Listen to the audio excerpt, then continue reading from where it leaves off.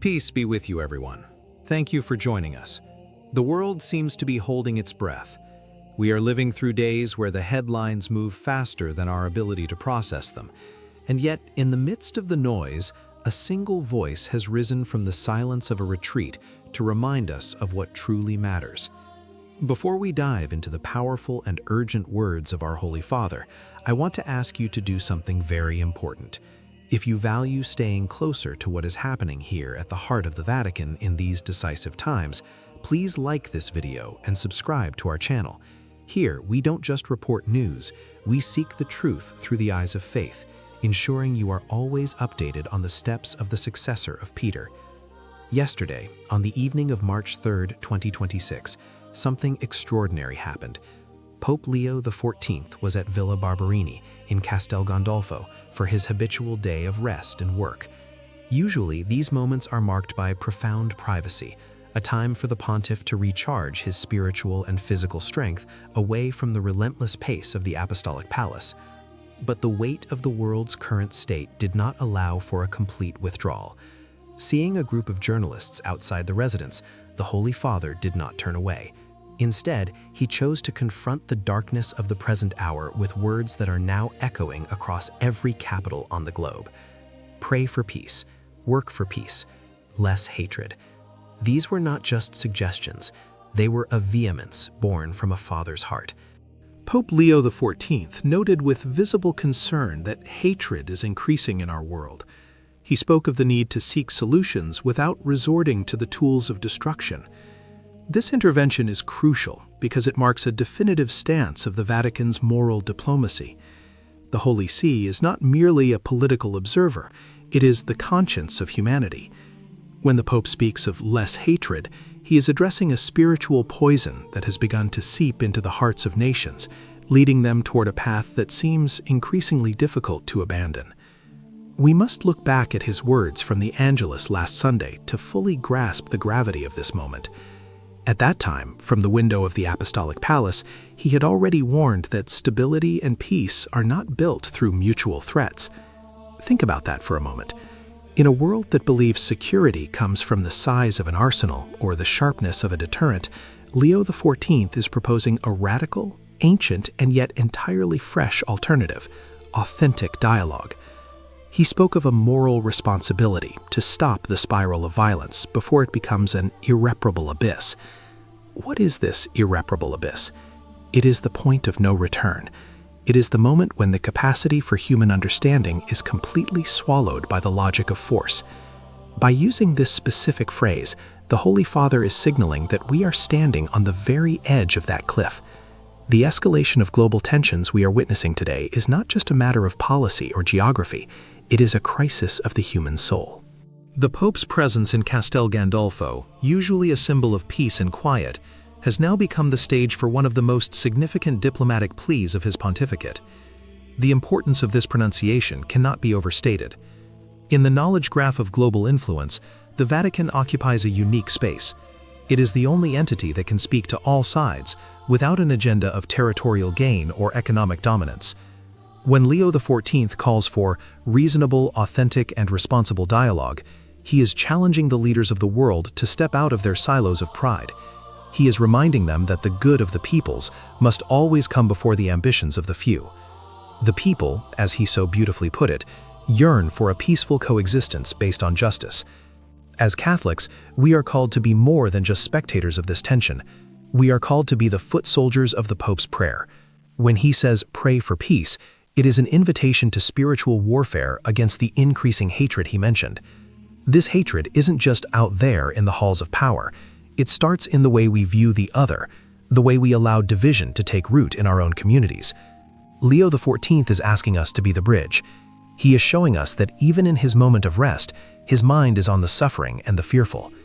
The diplomatic recovery the Pope is calling for is a return to the art of the possible. He is urging the international community to let diplomacy regain its role. This is a subtle but firm critique of the current trend, where words are replaced by gestures of strength. For the Holy Father, the only true strength is the strength of the truth and the courage to sit at a table and seek common ground. This is the essence of the Petrine ministry in 2026, to be the point of unity in a fragmenting world. As we move forward in this analysis, we must ask ourselves, why is this happening now? Why has the tone of the Vatican shifted from gentle hope to this urgent warning? The answer lies in the reality of the conflicts that are multiplying. While we do not name the sides, we feel the tremors. The Pope feels them most of all.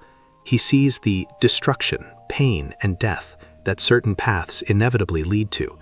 He is trying to shield humanity from its own worst impulses. This first part of our reflection brings us to the realization that we are at a crossroads.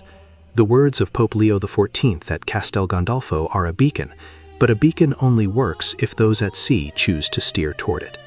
In the next part of our discussion, we will break down exactly what the moral responsibility of the faithful looks like in this hour, and what the hidden diplomatic movements within the Vatican might be signaling for the coming weeks.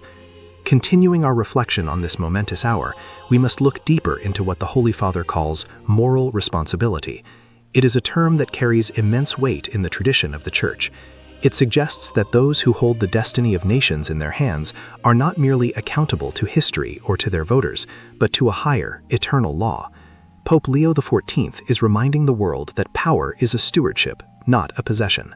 When he looks at the increasing hatred in the world, he is seeing the erosion of this stewardship. He sees a world where the other is no longer a brother or a sister, but a target or a statistic. This is the spiritual root of the crises we face.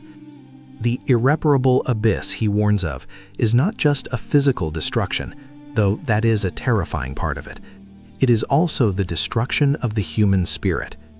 Once a society crosses the line where dialogue is seen as a weakness and violence is seen as the only solution, it loses a part of its humanity that takes generations to recover. This is why the Pope's intervention at Castel Gandolfo is so vital. He is trying to stop us before we cross that invisible line. He is speaking to the hearts of leaders, asking them to find the courage to be the first to lower the tone, to be the first to extend a hand, not in surrender, but in a profound recognition of our shared survival. The Church, under the guidance of Leo XIV, is positioning itself as the last grand mediator. In the diplomatic corridors of the Vatican, there is a renewed sense of mission. We often forget that the Holy See has one of the oldest and most sophisticated diplomatic networks in existence. Its goal is not to win an election or to secure a trade deal, but to safeguard the dignity of every human person. When the Pope calls for diplomacy to regain its role, he is calling for a return to reason. He is reminding us that even the most complex problems have solutions that do not involve the shedding of blood, provided there is a reasonable, authentic, and responsible will to find them. But what does this mean for us, the faithful?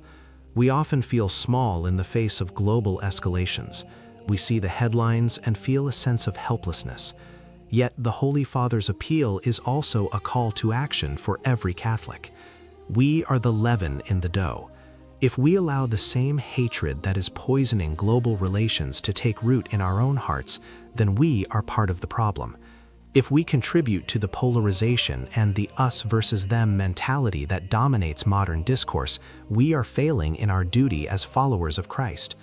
Our first task is to be icons of peace in our own circles. We must be the ones who refuse to hate, who refuse to dehumanize, and who insist on the possibility of reconciliation. Prayer is our most potent tool in this regard. When Pope Leo XIV asks us to pray for peace, he is not asking for a passive sentiment. He is asking for an active, persistent intercession. Prayer changes the spiritual atmosphere of the world. It softens the hardened hearts of those in power. It creates a space where the Holy Spirit can move and inspire unexpected solutions. As we watch the sun set over the Villa Barberini, we can imagine the Holy Father in his private chapel, bearing the weight of all those who suffer in these conflicts. He is not alone in that chapel, if we are with him in spirit.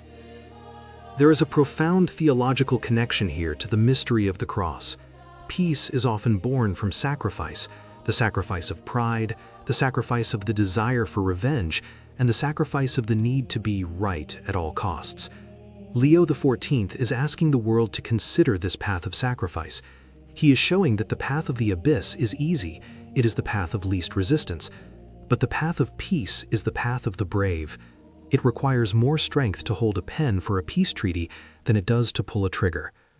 Now, as we look toward the coming days, we must remain extremely vigilant. While the Holy Father has spoken clearly, the response from the world's chancelleries remains uncertain. There are whispers within the Roman Curia, growing louder by the hour, that the Secretariat of State is preparing a significant follow-up to these impromptu remarks. Some suggest that we may soon see a new apostolic letter, or perhaps even a surprise encyclical that will address the ethics of modern tension and the responsibility of the great powers in this new technologically advanced era of global relations. There is a sense that the Pope's words at Castel Gandolfo were the opening notes of a much larger diplomatic symphony. We are hearing reports of intensified meetings between the Vatican's representatives and various international bodies. The urgency in the Holy Father's voice suggests that he knows something the rest of us may only be sensing. He sees the shadows of a tragedy of enormous proportions looming on the horizon. This is not meant to cause panic, but to instill a sober awareness. We are in a period of intense observation. The next few weeks will tell us if the world has the moral responsibility that Leo XIV so passionately called for, or if we are indeed sliding toward that irreparable abyss. We do not have all the answers yet. The situation is fluid, and the hearts of men are unpredictable. But we have a shepherd who is not afraid to stand in the breach. We have a voice that refuses to be silenced by the drums of tension. As we wait for the next development, as we wait for the outcome of the Vatican's quiet but fervent diplomatic efforts, let us remain steadfast. Let us keep our eyes fixed on the Sea of Peter and our hearts open to the peace that the world cannot give. The story is not over. In many ways, the real test of the Pope's influence is just beginning. Will the diplomacy of the Spirit prevail over the logic of force?